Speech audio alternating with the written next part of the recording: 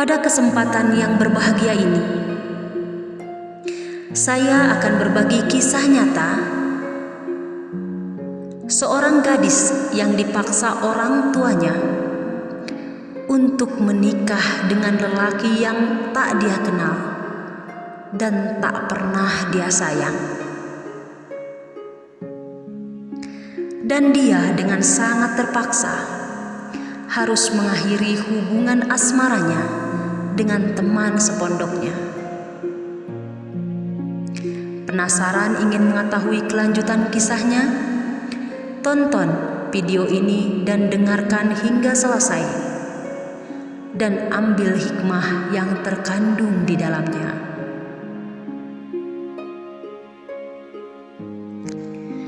Pada suatu kota, ada sebuah pondok pesantren yang hampir 500 santriawati yang sedang mengemban ilmu agama di dalamnya. Banyak sekali muda-mudi yang jatuh hati dengan teman sepondoknya. Tak terkecuali seorang santriawati yang bernama Aisyah. Dia jatuh hati pada seorang pemuda alim dan sangat baik bernama Ilyas. Mereka berdua menjalin suatu hubungan dengan sangat bahagia. Walau komunikasi saat itu hanya lewat surat saja, dan mereka jarang sekali untuk bertemu langsung.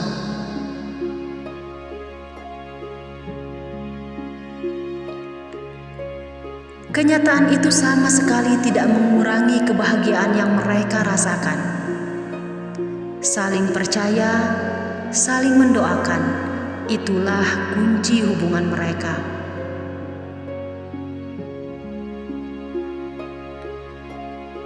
Dan mereka pun berjanji satu sama lain akan mencintai dan akan menerima kekurangan masing-masing. Mengingat Ilyas seorang pemuda baik yang kaya hati, juga kaya iman, namun miskin akan harta kekayaan.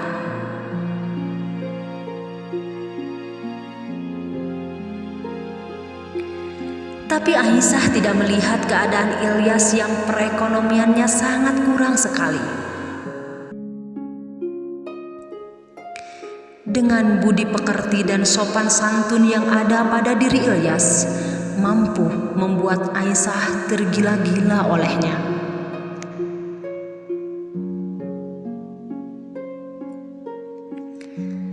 Dan Aisyah sangat yakin bahwa bukan harta satu-satunya yang akan memberi jalan kebahagiaan nantinya.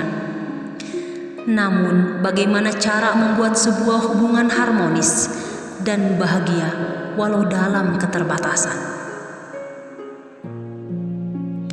Karena menurutnya, kebahagiaan tidak diukur dari seberapa banyak harta yang kita kumpulkan. Namun kebahagiaan bisa diraih dari seberapa besar kita bersyukur atas apa yang kita miliki dan kita dapati.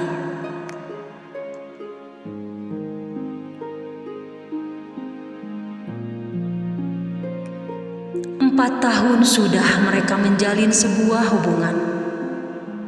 Suka, duka telah mereka lewati bersama.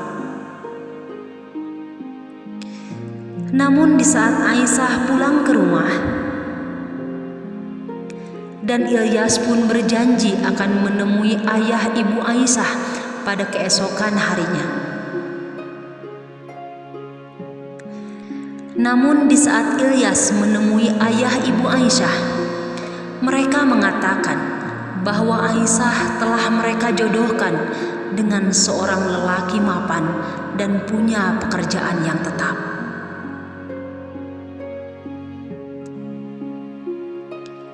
Dan orang tuanya sangat yakin bahwa lelaki pilihannya akan mampu membahagiakan Aisyah di masa mendatang.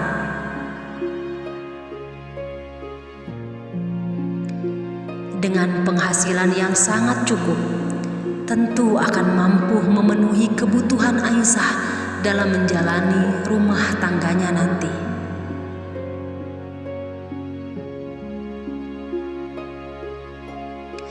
Dan orang tuanya Aisyah dengan jelas mengatakan bahwa jika Aisyah menikah dengan Ilyas, anaknya mau dikasih makan apa? Sementara anak santri hanya mengandalkan bekal dari orang tuanya. Tentu kabar itu membuat sesak dada Ilyas. Dan tentu Ilyas merasa sakit hati dengan perkataan orang tua Aisyah yang memandang kebahagiaan diukur dari suatu harta saja.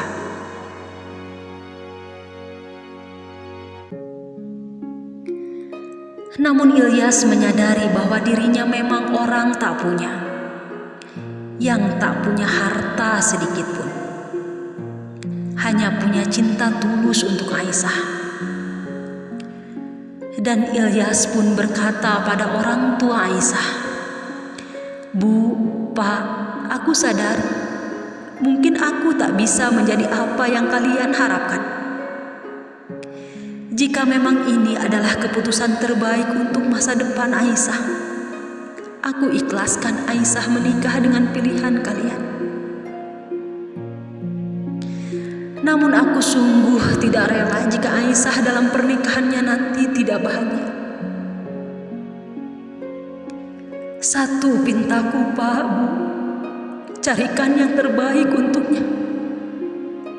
Biarkan aku mencintainya dalam doa. Aku akan bahagia jika melihat orang yang kucintai bahagia." Mendengar jawaban dari Ilyas, Aisyah yang dari tadi mendengarkan obrolan mereka di balik pintu kamarnya, dia menangis sejadi-jadinya. Dia tak mau kehilangan Ilyas yang sangat Aisyah sayangi. Namun Aisyah dan juga Ilyas tak bisa menolak dan tak bisa berbuat apa dengan keputusan orang tuanya. Sebagai anak yang baik, Aisyah mencoba melepas kepergian Ilyas dari pandangannya. Deraian air mata membanjiri pipi mereka berdua. Sungguh sangat menyakitkan bila cinta harus dipisahkan dikarenakan sebuah keadaan. Aisyah tak memperdulikan ayah ibunya yang masih terdiam di ruangan tamu. Sambil menangis, Aisyah masuk ke dalam kamarnya dan mengunci pintu kamarnya. Sungguh Aisyah tidak menyangka akan keputusan orang tuanya, yang sama sekali Aisyah tidak mengetahui sebelumnya. Sakit, terluka, kecewa, marah, kenyataan yang membuat Aisyah merasakan semua itu.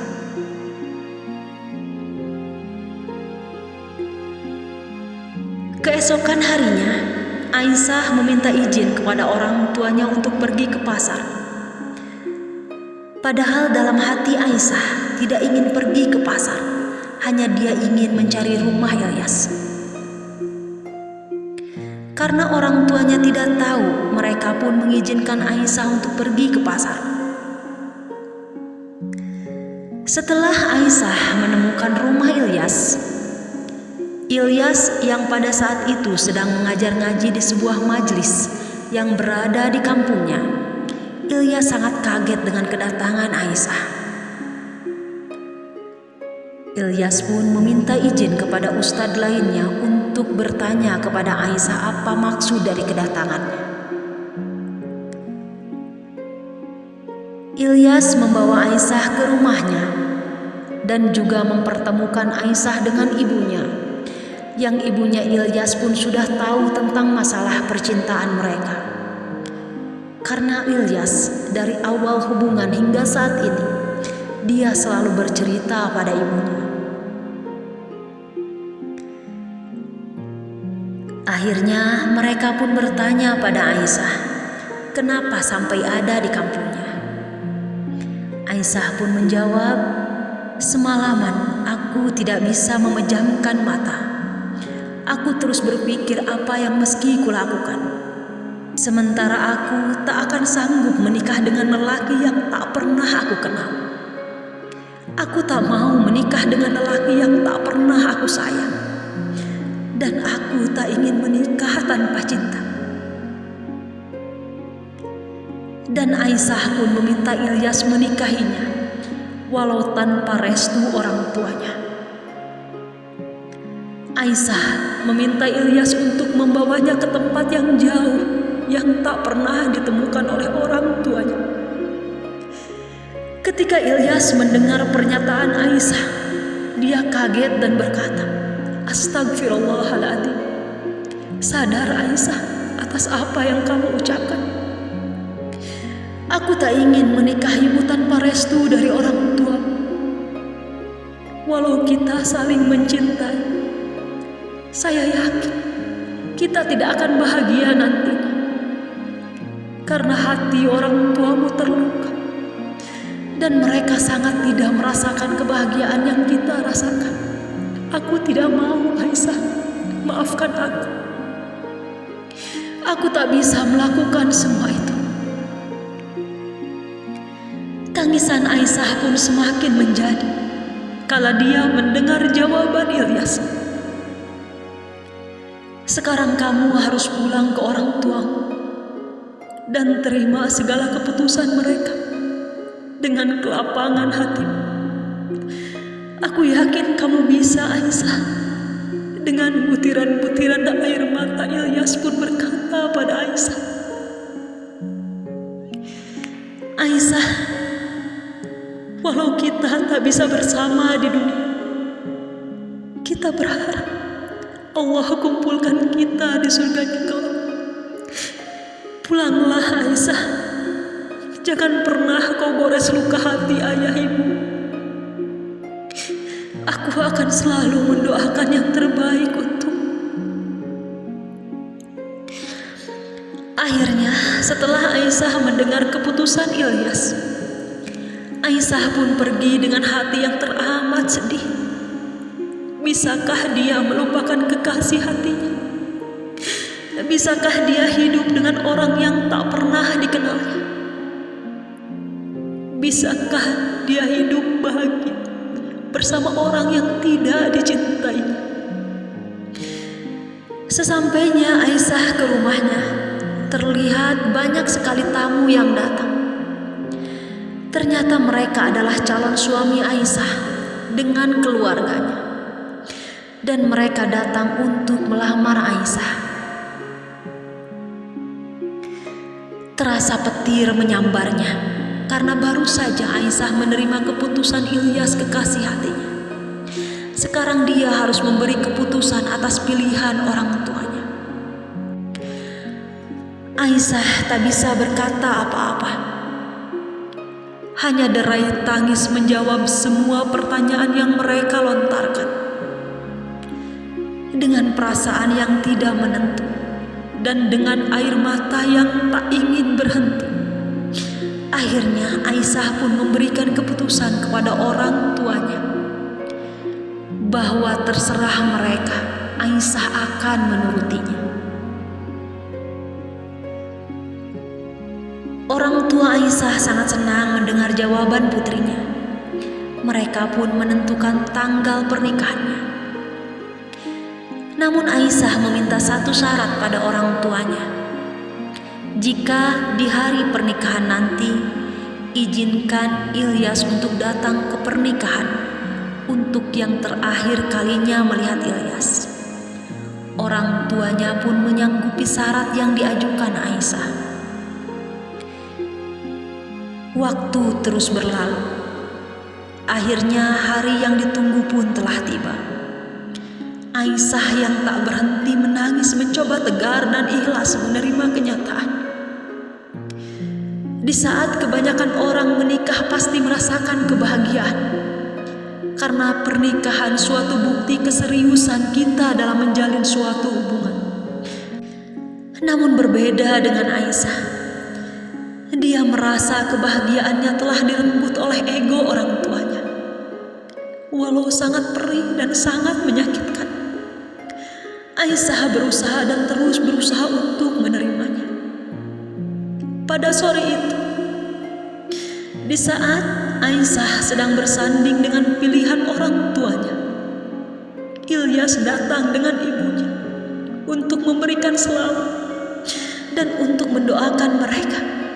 Aisyah tak kuasa melihat mereka berdua. Aisyah setengah berlari memeluk ibu Ilyas dan menjerit, menangis dan meminta maaf. Dan setelah itu Aisyah tak sadarkan diri. Tentu kejadian itu membuat para tamu undangan yang hadir menangis melihat kondisi Aisyah yang terlihat tertekan dan sangat tidak bahagia dengan pernikahannya. Setelah Aisyah tersadar dan setelah acara resepsi selesai, Aisyah membuka kado dari Ilyas, dan di dalamnya sebuah mukena dan sejadah untuk Aisyah gunakan dalam mengingat Sang Pencipta. Mukena itu pun langsung Aisyah gunakan untuk sholat. Di malam harinya, di saat Aisyah harus menjalani kewajibannya sebagai seorang istri, Aisyah tak sanggup melakukannya. Suaminya tidur di kasur. Aisyah memilih pindah ke lantai. Sungguh menyakitkan untuk Aisyah harus berada dalam satu kamar dengan orang yang tak pernah Aisyah sayangi. Setiap pagi Aisyah keramas, seolah Aisyah telah melakukan kewajiban sama suaminya, supaya orang tuanya gak curiga padanya. Dan Aisyah pun mencoba untuk membuatkan kopi, juga memasakkan makanan untuk suaminya. Setelah 3 hari pernikahan, ibunya curiga dengan apa yang Aisyah kenakan, karena hampir setiap hari, hampir setiap waktu, Aisyah selalu memakai mukena baru itu. Setelah ditanya, Aisyah berbohong bahwa itu punyanya Aisyah.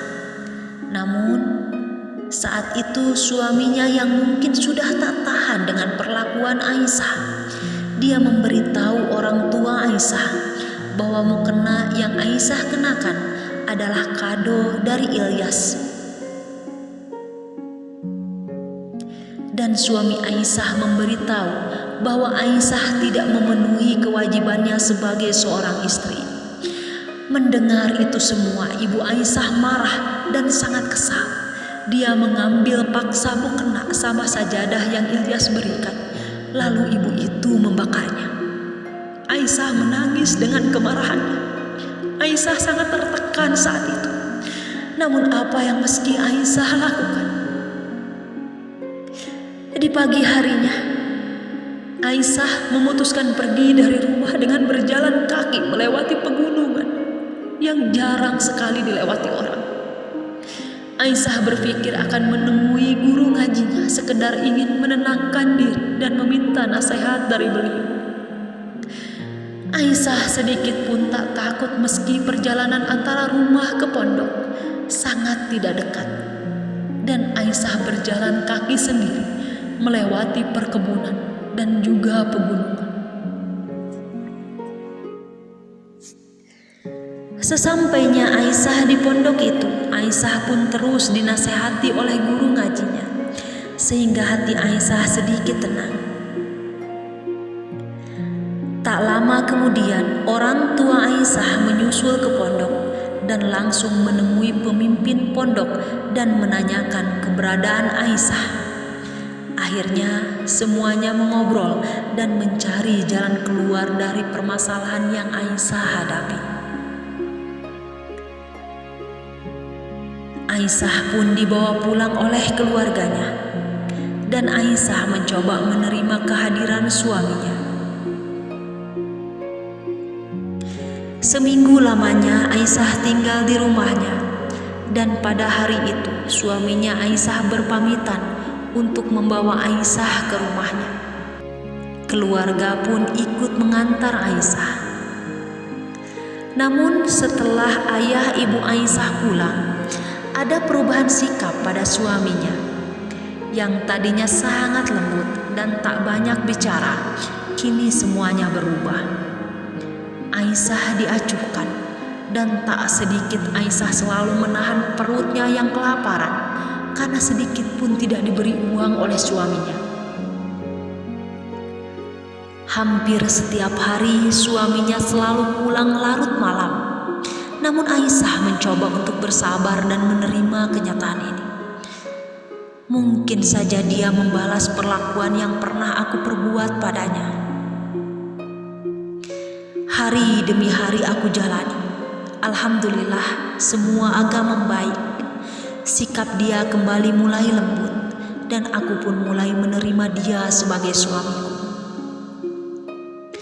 2 tahun lamanya kami jalani kebersamaan, dan alhamdulillah kami pun dikaruniai seorang putri kecil yang sangat lucu sekali.